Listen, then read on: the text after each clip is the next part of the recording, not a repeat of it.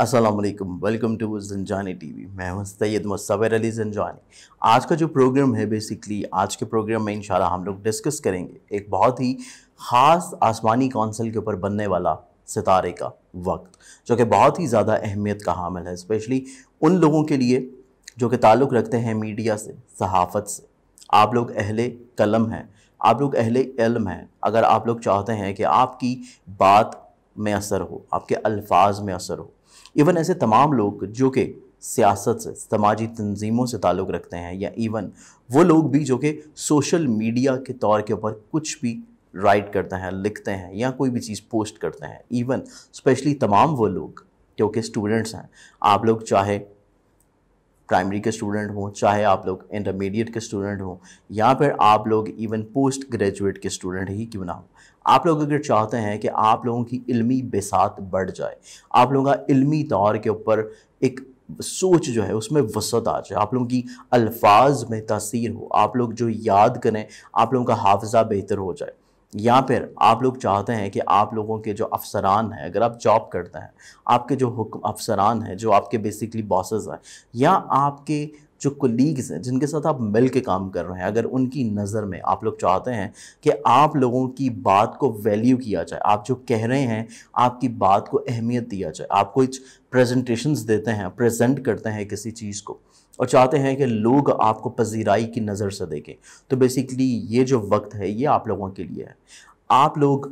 इस वक्त में कौन सी ऐसी दुआएं पढ़ सकते हैं, कौन सा ऐसा कुरानी कलाम पढ़ सकते हैं जिसके पढ़ने से या जिसका तवीज़ बना के रखने के अपने पास बापरहेज़ आप लोगों की काफ़ी हद तक दूसरों की नज़रों में इज़्ज़त व वक़ार बढ़े और आप लोगों की कही हुई बात में एक ख़ास वज़न हो, या जो चीज़ आप याद कर रहे हैं वो आपको एक लंबा अर्सा तक याद रहे। ये बेसिकली टाइम है औज अतारत का। जैसे कि आपको इल्म है कि शर्फ़ अतारत जो कि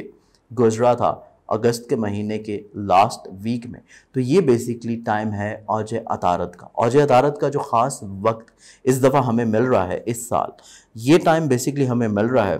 1 अक्टूबर को।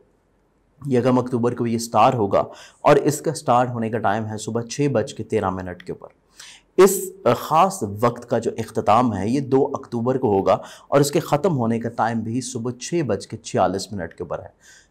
ऑलमोस्ट हमें कुछ 24 घंटे का ये टाइम मिलेगा, जो कि